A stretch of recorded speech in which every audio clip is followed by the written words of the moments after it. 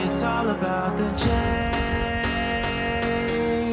Ooh. Welcome, one and all, It's all about the chase. to the first ever official Orion Entertainment Podcast. I can feel you coming closer. My name is David Schwartz, and I'm the owner of Orion Entertainment. To my left is the illustrious Erin Brennecke, my stunning co-host and one of our incredible associate DJs. We are coming to you live from the studio of Good Vibes, and we are so happy to have you with us today. Thank you for tuning in. On this show, we will be exploring the do's and don'ts of the event world, the ins and outs of the wedding industry, and the ups and downs of life as a DJ. We are also going to have some fun while we do it. Hi, Erin. Hey, we are entertainers after all. Right you are, Erin. Right you are. Welcome to the show, everybody. Welcome, welcome, welcome. Well, let's kick things off with a little weekend recap, shall we? Yes, David, tell me about your weekend. Yes. We're doing this wrong on the first time, but that's okay. We're learning. The wedding was on a Wednesday. I mean, that makes sense, right? Wednesday? Is that? Totally. I think that's when you're supposed to get married. Fun fact about this, actually. So this was an Indian wedding, a Southeast Indian wedding for a dear friend of mine named Anjani and Andrew. And she actually told me that the reason they had it on a Wednesday, it was because they had to astrologically select that date based on like their birthdays or something like that. So the date was actually very intentional. And the whole ceremony was so intentional. Definitely check out we posted about it on Instagram. And the pictures were just like unbelievable. She came out and brides always look stunning, but so first of all, I learned that during an Indian wedding, the bride is literally, she's not a bride, she's a goddess. What? She looked like a freaking goddess. It was unbelievable. I was just like jaw dropped, like just the headpiece she was wearing, and it was just, I don't know. It was something else. Unbelievable. It was so cool to be a part of it. The ceremony was very small. It was a COVID safe ceremony. There were about, I would say 20 people in the entire, including vendors. It was very small. But I think that made it even, more intimate. And one of the really cool things was we got to participate in the ceremony as well. So her mom, at one point, there was a necklace that had to be blessed, and it was basically their wedding rings. They had rings, but the necklace was actually more significant than the rings, and it's the necklace she's supposed to wear I don't know, forever or whatever. Oh, wow. But it was super cool. And the mom came around, dear Padme, she came around and she had us all not touch, but get close to it with our energy and just bless it. And it was very cool. She made sure that every single person who was there got to play a part in this ceremony. It was very cool. It was definitely one of the most unique weddings that I've ever done, and not to mention it was the first one I'd done in a really long time. So that was my weekend roundup. What'd you get up to? Oh, that's incredible. Awesome. The photos also were insane. Yeah. Thank you so much. Did you see the swing? For sharing those. Yes. Isn't that crazy? That was incredible. I've never seen anything like that. Yeah. Unbelievable. Just beautiful. Yeah. I love it. My weekend was awesome. I actually did a little bit of traveling. I went east towards Yakima and met with 2 of my clients in person, which was really special for their weddings coming up later this year. I haven't gotten to meet with my clients in person in so long, and this was the first time, and I got to meet with 2 couples, so that was really wonderful. Nice. Good scheduling. It was wonderful. Yeah, and there was just that electric excitement of getting to be actually in the room together. I'm still geeking out on it, and it's Tuesday. No, we met off-site. Nice. And it was really wonderful. One of the couples, I actually got to meet their little girl for the first time, and that was marvelous. She was adorable. I always love when kids get to be a part of the wedding too. Yes. Yes. She is going to be wheeled down the aisle because she's a little too small to walk. Aww. I know. I love it. They always put like little signs on the back of those things, say funny things. Right. That's the best. Alrighty. Well, welcome to our podcast, everybody. This is the official Orion Entertainment Podcast. And since it's our first episode, we really want to have you guys get to know us a little bit. So Erin and I are going to like interview each other a little bit here first. We are. So who's going first, Erin? You're going to go first. I'm interviewing first, or am I being You're interviewed answering first? questions first. Okay. I have questions for you. There's things I need to know, and I think that our wonderful listeners would enjoy knowing too. Firstly, what did you do before you were a DJ? What were you doing in life when you discovered DJing? I didn't have a life before I was DJing. I was just a kid. I mean, that's it. I was just, I graduated high school and then I went to college. And then about a month into college, I started DJing. So it very quickly became part of my identity. I think I wrapped myself in it a little too fast, and like probably called myself a DJ before I could have been considered one. But I was so certain of my path and what I was going to do. And like the second I made that decision, I was like, oh, I'm a DJ now. And like, God, I look at some old photos and I'm like, you dweeb, you're like wearing over ear headphones in like all your pictures because you were just obsessively looking for music. And I was young and naive. But yeah, I mean, there was like basically no adult life prior to DJing. Yeah. That's awesome. What was it about DJing that caught your attention? Drew you in? Yeah, it was definitely a dopamine rush from the very beginning, and like doing it in college. I was in a fraternity. There are very few atmospheres that hit that level of like energy. But I was actually talking to somebody about this the other day, and he refreshed my memory about how it really started. I like had my own idea of how I thought it started, and then I remembered, wait, that was actually the first time I felt like a DJ. And I was just in the booth downstairs, and my fraternity, Theta Delta Chi, TDX, we had, I'm not really like a fratty guy. But anyway, the first time I was in the booth down there, and I remember thinking like when I was doing my house tours, I was like, that's a cool booth. Like for some reason, I'd always been like attracted to DJ booths, but I was like lit up, like it was up in the corner, like it was very cool. But I was a social chair, and I got like tasked, not like I don't even think I asked to play music at the parties. They were just like, well, you're social chair, so you should play music at the parties. And they wouldn't give me any other like roles. I was just a wee freshman. And I vividly remember thinking that party was different than all the other ones we'd had. Like, first of all, I was just like playing music on my phone, like going through my liked songs on Spotify. Actually, I didn't even have that feature yet. It was just your library or whatever. I had Spotify like in middle school. Like nobody had Spotify then. But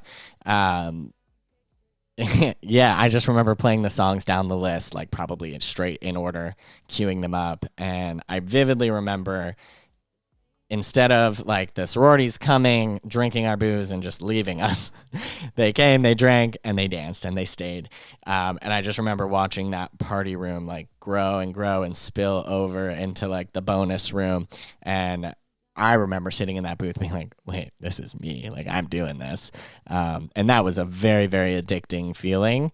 And that kind of was the catalyst for everything else. So That's amazing. So you're saying this addicting feeling happened and then you had no reason or desire to get away from it.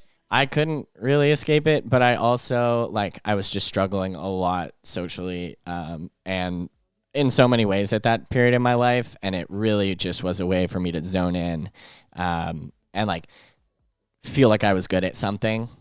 And then I think I latched on to that, but it also is like outside, like I couldn't focus in school. I could barely like, focus around my friends. Didn't even realize I had ADHD at the time. I got diagnosed probably like 6 months after that, because I had to go to therapy and all that fun stuff. Yeah, it was really that it's such a like instant feedback art form. you press button, pretty sound comes out. It's like perfect for me. And it really was like one of the first things I could just immerse myself in. And with so many distractions constantly in that environment, it was the one way I could tune everything out. And it also just so happened to have a really practical purpose in like my social standing at the fraternity. Like I had a use, like I felt useful. I could play music at the parties and like get girls to show up and have fun. And that was very helpful. For Right. me. Yeah. And like you said, that kind of fed back into your identity Oh yeah. as a DJ. Yeah. I think, yeah, that is interesting. Cause it was right off the bat. Like I started to like identify that. And I think other people put it on me and I kind of had to take that mantle. I was like, oh, every conversation I would enter was, this is David. He's the DJ. And I think that like, I just got used to it. Yeah. And I liked it. I think I liked it. So cool. I love it. David, thank you for sharing. Yeah. Thank you for asking. I don't think, yeah, that was a good way to phrase it. For sure. Before I entered the DJ world, I was working in physical therapy. I've been part of healthcare for years and years. I thought I wanted to become a physical therapist. So that was my focus through school. Went to college for exercise science. I thought I was going to then go on to grad school. And once I graduated, I decided to pause my education for a while and pay down my student loans. During that first year or so is when I discovered DJing. What was that like catalyst moment for you? What was that? Did you get kind of hooked like that? What made me think I might want to do this? Yeah. That's a really interesting question for me. Well, you asked it first, so I'm just spinning it around on you. But yeah, so generous of you. Thank you. I think for me it was just this combination of I loved the energy in the room when there was a DJ present who was good and knew what they were doing, and I loved how much better that made me feel. My first experiences as an event attendee with a DJ present were really positive, and I was going through a lot of rough stuff in my own personal life at the time, and I found myself always wanting to like go out and be at shows then, and just the natural progression of things. I soon started asking, "Hey, do you want any help? I'd love to learn this and and grow these skills on my own." Years before, I had done a lot of work with my church, with production and staging. I had built sets, done blocking and stagehand stuff. I'd been on stage, backstage, under the stage, running effects. And I really, really loved it, but it never occurred to me until about a year after college that, holy cow, this could be a profession. right. This is not just a side project. Well, I feel you there because I never thought in a million years that I would have a music related career at all. It just never seemed like a possibility. And I think nobody ever said it could be a possibility. Like, what did you want to be before, other than when you were a kid? Like, what were the things that you were like, I want to be? Oh, when I was a kid, I was thinking like, I'm going to be a teacher. I'm going to be, I think therapist was really on my radar pretty early since both my parents are retired therapists. It just flowed naturally, and I really enjoyed, biology and movement sciences, all of that. But what really did it for me was the change in environment. And so that's what I love to bring in. And I kind of think of that as my superpower now, is that I can come in and even without necessarily having to use my words, I can come in and use music to influence the feel of a space and lift people's spirits. I kind of came into it the opposite way. Like, I never wanted to talk on a microphone, which is like ironic for me because now you can't get me off one. But it wasn't until later that like I started doing bar and bat mitzvahs that people were like, really hiring me because of my personality and how I interacted with my audience. And I never put that together as to like what kind of made us the total package, or what makes, kind of separates your frat DJ from, or, just a club DJ from somebody who can do private events, who can do weddings, is really that ability to work a crowd and interact with everybody who's there, whether it's musically or just through your introductions, your announcements, and all that stuff. So, I love that for you. Yeah. And I'm proud of you for starting to use your voice more. It's like a natural thing now. Yeah, right. Like literally using my voice now in ways I never thought I would. Podcasting. Well, it's like this natural part of you that now has been tapped, that was previously silenced. That's true. Well, I did used to work in radio. I thought that would be a thing for me. But we're here and we're loving life. So we'll be right back. But for right now, enjoy the music.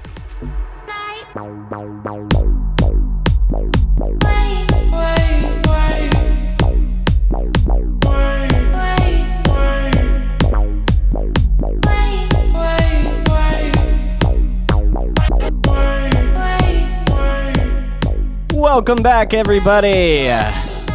Hope you grabbed a snack. Make sure you drink your water.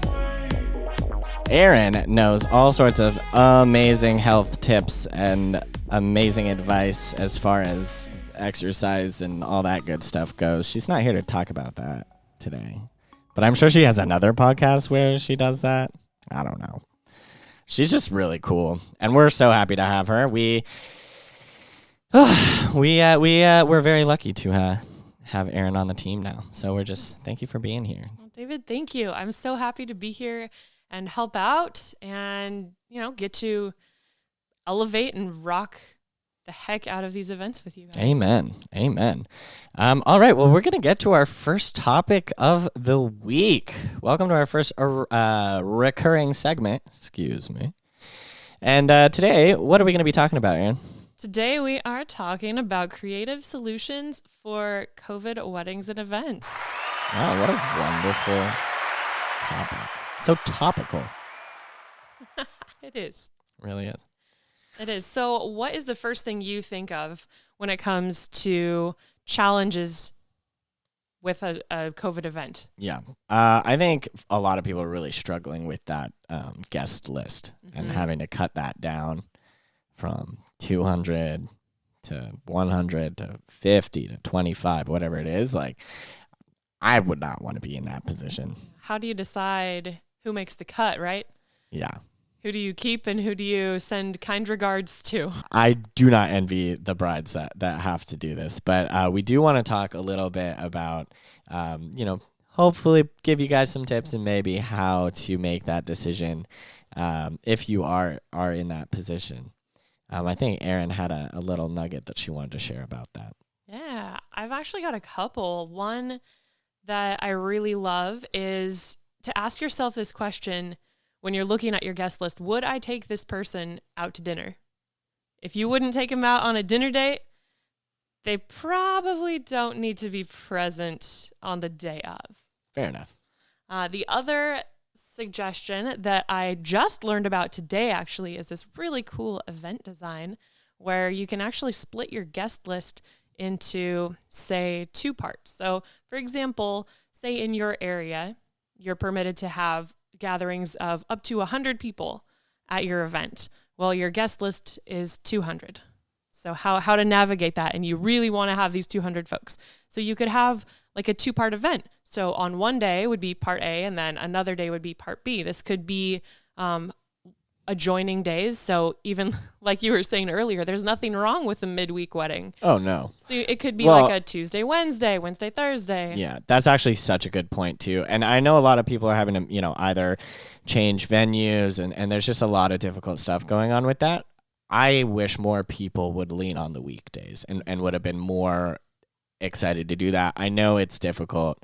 I know not everybody had that luxury, but you have so much more flexibility doing things on a weekday. If, venues are being pretty understanding, but say you decided to use somebody's backyard or something like that, and then you could split it up over 2 days and do it that way as well and still keep things safe. But you're so likely to keep all your vendors intact Mm-hmm. if you just pick a weekday. I mean, I think so many people could have saved so much headache. I know that companies would have certainly appreciated it, but I think it was just a mess for everybody. In terms of reschedules. Yeah. Right. Yeah. But yeah, I mean, it's all about getting creative, making the best of the situation, and thinking how you can kind of keep that same feeling in what you're doing. Right. In And reality. that's so true. And honestly, your costs wouldn't necessarily need to double. You could find, say, florals or decoration that would last for 2 days. Perhaps some of the setup, some of the staging or decor could stay up overnight. If it's indoors, maybe the DJ equipment can stay there. We can just lock the door. Yeah, I did that. I had Yeah. a 2-day ceremony, and that was literally what happened. And we were really accommodating as far as like working with them on price and stuff like that. That's another tidbit as well. You want to get deals on your vendors, ask them to do a wedding on a Wednesday. Mm-hmm. That's how you get deals. Definitely. Deals on wheels. So I think that's some really great tips there, Erin. One thing we also wanted to mention as well, if you do have to cut that guest list down, there's a lot of live streaming for weddings now. I've seen that at most of the COVID stuff that I've done. It's just, it doesn't have to be anything too fancy. The wedding we did this past weekend, they had like 4 camera angles, and like it was a pretty involved setup. Like it was pretty cool. I'm sure it made for a really great at-home experience. But we offer live streaming services as well, a little bit more basic than that. And we can definitely help people out. If they do have to cut that down, they can still have, their in-person guests, and then you can have a virtual celebration as well. We'll even live stream the dance party for you as well. And we've got all sorts of tips and tricks to help make that virtual event as immersive as possible. For example, we've got a wedding coming up here in April that's going to be a hybrid event. And not only can the people who will be watching the live stream, see what's going on, and they can chat with the guests who are there. So we'll have a big TV up, and people will be able to message the people. Like basically, it can scan with their phones, and they'll be able to message in the chat, so that there's still that interaction. It's not what it would have been, but I think it's still really important to have that connection now more than ever. I love that. So you're talking about scanning like a QR code then? Yeah. So I think it's just going to be on a little thing like right next to that little station. Mm-hmm. You'll scan it, and then you'll have access to the chat, and so that you can interact with the people who aren't at the event. And they'll be able to, send messages in as well. So I think incorporating those kinds of elements into hybrid events and connecting the two together is going to be really successful as far as making it feel like one thing instead of making it feel like your virtual is one thing and then the event itself is another, and you're just a witness. I think it's really important for people to still be a participant, for virtual events. Otherwise, you're just like, put it on in the background. Who cares? Right. Being a passive watcher is much different than actively engaging. Totally. And the way we live stream, like we're obviously music oriented and we prioritize that. So we want that stream to sound as good as possible. So what you can do on your side of the event is listen with your AirPods or set up your nicest Bluetooth speaker, whatever you got, and if you want to invest a little bit, maybe we're going to go buy a new dress, but why, maybe go buy a nice speaker that you'll use for your sound system. I'm biased, but You might be just slightly. I know I have a lot of speakers though. That's amazing. The other thing that you had mentioned to me about having a virtual component to this event is with the photo booth. Now, tell me more about how that works remotely. What do you mean by remotely? So as far as people getting to participate in the photo booth from home, there's software through... We do offer a virtual photo booth through Snapbar. Mm-hmm. We're not incorporating that for the upcoming wedding that we have, but that's a great idea. Yeah, that is a really great idea. We did that for our virtual proms that we were doing. We had music, photo booth, and tag board. We'd actually teamed up with them as well, so you could like post your photos, use a hashtag, and everyone could see kind of on a slideshow. So yeah, there's a ton of different ways we can incorporate that. It's really just a question of like, does the client want to do that? So Right. That's super cool. And then our photo booths on site, if you do have a photo booth on site, we're making them contactless. So kind of similar to the QR code, either that or a wave. You can like wave to the photo booth and then it'll activate the workflow sequence so that you can start to take your photos without actually having to touch anything on site. So That's awesome. How are people getting their photos? yeah, so either just, we're still doing physical prints if they want them, on-site digital delivery as well. So, you can just get it texted to you and get a digital copy, but we're still doing the physical printed strips if that's what the client ordered, I love it. So all kinds of options, really. Totally. Very The cool. possibilities are endless. Well, now what do you do to make the photo booth experience unique to each event, besides, of course, providing the specific service portion that the client wants? Yeah, it's a great question. We customize all the templates. Like, so if they wanted to say their name, they get to pick a backdrop. We have a ton of really cool ones to choose from. But we also have really great text too. And just like we try to create a really positive experience just for the person who's there operating the booth. It's just a beacon of energy. That's, just another kind of person on our team that sends the good vibes out to all who need. So I think that's what would make us unique in that regard. I think that's really important. Even though the photo booth attendant is not going to be per se playing music or on the microphone, they're still part of the entertainment team. Photo booth is an entertainment 100%. component, and they've got to have that personality and be warm and welcoming and upbeat. Yeah, you will see our techs dancing like at these events, like having a good time, and I think it helps too. Like just having just another person, especially like photo booth is usually on the other side of the room, and like they can kind of help direct, and like they're on our team, like they're on board with what we're doing, and we're running the show. So it is always helpful to have more people there, especially who are on our team. We like our team, so. Have you done like weddings during COVID? I have done a few. What was some stuff you saw Yeah. that was really effective? I saw stations set up throughout the wedding of, hand sanitizers, masks, of course, just so that everyone had them. One thing that I saw that I really liked was groupings of, each family or each household, has their own table area. That was pretty cool. And also sort of common sense, right? The other thing was that as far as from a DJ perspective, we made sure that since the tables were spaced out further, I made sure that the sound coverage was really, really even so that you didn't have the people close by the speakers getting blasted with sound and the folks in the back not able to hear. Nice. So from that perspective, I'd say it's super important to have a DJ who also knows some sound engineering and understands how to manipulate their equipment so that you have a nice field of sound. Yeah, I think what do they call that? Like a fill speaker? Having a fill speaker in the back so that your guests who are, a lot of times people put the older folks in the back too, and they already are a little bit hard of hearing. I think my dog is trying to barricade us into the studio here. That was crazy. Anyway, what was the question? My God.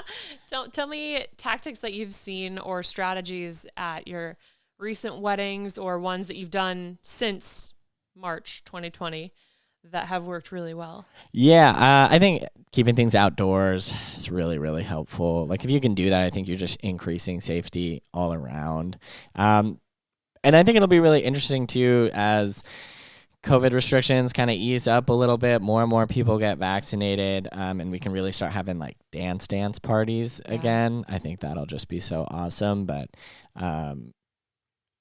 as people get more comfortable, I think things will just lighten up a little bit. But I think the vaccines are really going to be what get people in that mindset, because, you know, I think once you're, I don't want to get into that too much. Yeah. but yeah, once like grandma and grandpa are vaccinated, and I think that will get people a lot more inclined to feel comfortable doing all this stuff, and everyone there. I think until everybody gets their vaccine, we won't really be able to have events the way that we used to. So sure, that's my take. I did think of one other thing, honestly, which is around dinner.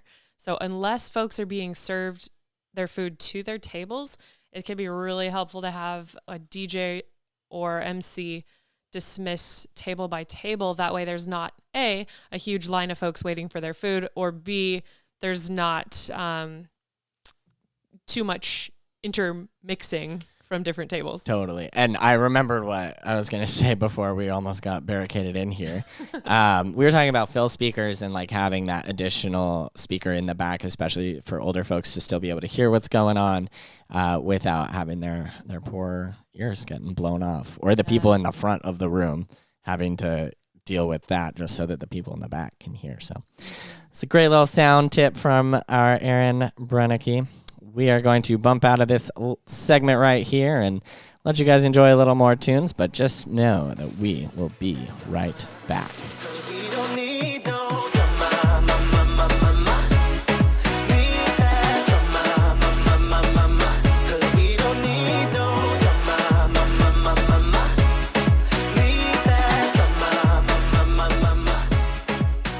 And we're back. That song is my 2020/2021 anthem. We don't need any more drama. That's for darn sure. No more drama, please. I'm so done with that. That feels like a hashtag. Done with drama. No. We're done with 2020, so there we go. This is true. My water bottle literally has a sticker that just has the word 2020, and then it's like on a dumpster that's on fire. Oh my gosh. And then it just says, let's see here, good riddance. Yeah. I think a lot of really great things came out of 2020, though. I saw a lot of growth. I saw a lot of folks in the industry getting closer, working together more, a whole lot of amazing collaboration. Who knows if we would have ever met? Exactly. Who knows if we would ever started a podcast? Exactly. Who knows? I think it was destiny. We would have met anyways. But we wouldn't have probably had the luxury of this time to do great projects like podcasts. Very true. We should tell the people how we met. How did we meet, Erin? We met at my very favorite DJ convention, actually, which is a DJ collective. Yeah. Tell the people what that is. Yes. So the DJ collective is a high-level DJ convention, which is small. The one this year is actually being limited to just 80 people. I'm so thankful to be part of that 80 and to get to go. We meet annually, and the focus is really, really about growth and coming together, helping each other out. One thing about this collective that I find very special and different than other conferences I've been to, which are many, is that a lot of the speakers and the talent that comes in is from still within the wedding industry, but they are not DJs. So I really, really love hearing from planners and photographers and venue folks and other people. This dog. I really love hearing from other professionals in the wedding industry who have a different perspective to offer. I think, when we are so narrow focused in, this is the DJ's role, this is what DJs do, and DJs are giving DJs advice, I think that's cool. But we've also got to have a bigger picture perspective and understand how we can operate within the full scope of the event, partner with those other pros, and really, really provide an amazing experience. Yeah. And it's fun. It's so fun. We don't get out often, so. Well, and the benefit of having something so small is also that, we're kind of drawing the top of the the top of the bucket here. this event, it's really been the first time that I felt at home in the DJ community and really seen. Especially as a woman in the industry, it's easy to feel like pushed to the side or overlooked. And this has been an amazing experience. Dude, there's not a lot of female DJs. We are very, very, very proud to say that we got 2 on the team, which I think is pretty good. Yeah. I mean, for this industry, I think that's pretty good. You know, and when you value inclusivity and looking at talent as opposed to, you know, just randomly hiring whomever, it makes a difference. So thank you. Yeah. Well, like I said before, we are so lucky to have you on the team. We're going to move into our last topic of the day, kind of piggybacking on our last one about COVID weddings and COVID events. And, you know, a lot of people are cutting down their lists. They're having to make a lot of cuts to accommodate the current situation in the world. And so one question we asked is, why do you even need a DJ for your COVID wedding? A lot of people are like, well, I can't dance. I guess I don't need a DJ anymore. Why don't you start that one off? Sure. Yeah. So the first thing that I think of in terms of the wedding day and what that all entails is setting the tone. You know, it's hard to set a tone and a mood without music.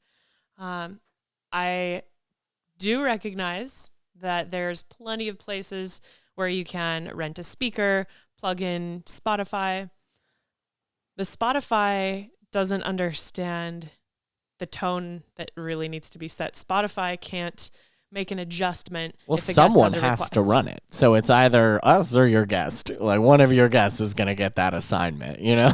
Sure. And then that guest is probably not going to be able to enjoy the event. Right. They'll be stressed. Yeah, breaking news. DJing is actually stressful things. Not like rainbows and butterflies all the time. You know, something that I really, really love from the DJ's perspective is that we are able to take so much stress away from our clients. That's something that just always makes me so excited when I come into an interaction, I see that there's stress and I offer a solution, or I'm able to just solve the issue right there and the stress dissolves is the best feeling. You know, I think that's a great point. Like, just first and foremost, why do you need a DJ for your COVID wedding?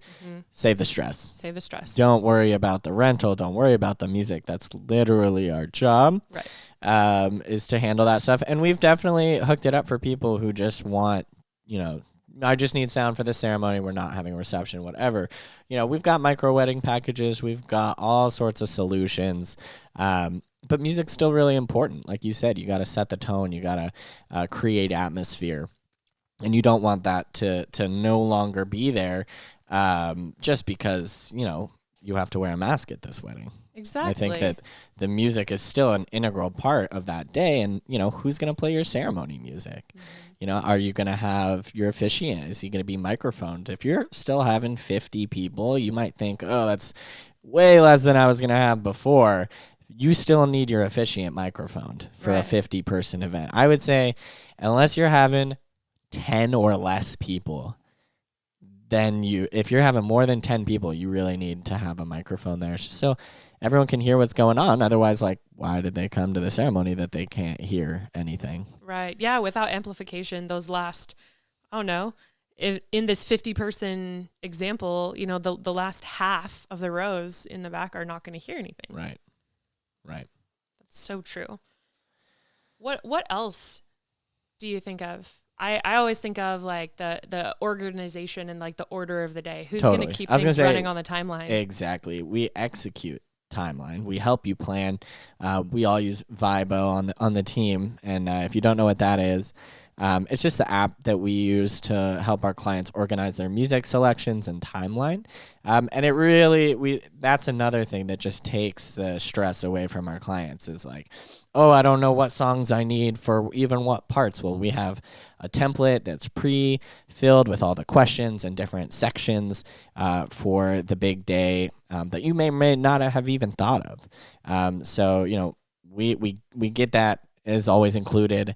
And then when it comes to execution of that timeline, whether or not you're having people dance, you know, like having people and somebody who is professional at making announcements really Right. adds a nice polish to the overall event. And, the people who are there, you don't want to sacrifice, it's still your wedding, and you should still have that level of poise and class to it that I think only an experienced MC can provide over your airwaves for your listening pleasure. Totally. I think something that's important to ask yourself is, from the weddings that you've attended, what stood out to you? When you think back and you remember that wedding, what is it that brings a smile to your face? And kind of consider what that element was and think about how you can incorporate that in your day. Whether or not you've got to get creative with the solutions. Good point. I try to have one every now and then. Yeah, you have a lot. You have a lot of those.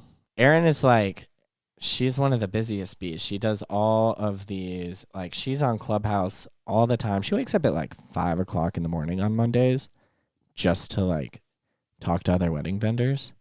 God bless her. God bless her. I keep telling her I'm going to make it to one. So far I'm lying, but I'll make it to one. It'll happen. Yeah. I have faith in you. And it's worth it, really. This group of folks is just amazing, and the positivity that sets up my week makes it worth the sacrificial sleep. Well, I think we should start to wrap up our segment a little bit here. What is one last, reason you think that you should have a DJ for your COVID wedding? Why you shouldn't cut the DJ out? One thing we haven't talked about at all is lighting. Ooh. I think a lot of us DJs also offer lighting services, and that's something where even if there is no dancing, you can still make the space feel super special with lighting. Whether that's lighting that is just mellow and in complement to your colors for the day, whether that's lighting that is maybe a little bit more vibrant and has some motion to it. We've got options for you. That is certainly the case. Well, you heard it here, folks. You heard it here first. It has been a pleasure to have you guys with us today. Thank you so much for tuning in. My name is David Schwartz, the owner of Orion Entertainment. I am joined by my amazing co-host, Erin Brennecke, one of our associate DJs. If you guys want to get in contact with us, you can check us out online at orion-ent.com, on Instagram at Orion_ENT, and you can find our link tree there to find all of our other juicy links that we know you want to check out. So thank you guys so much for tuning in to episode 1. We cannot wait to see you next week. Bye. Was to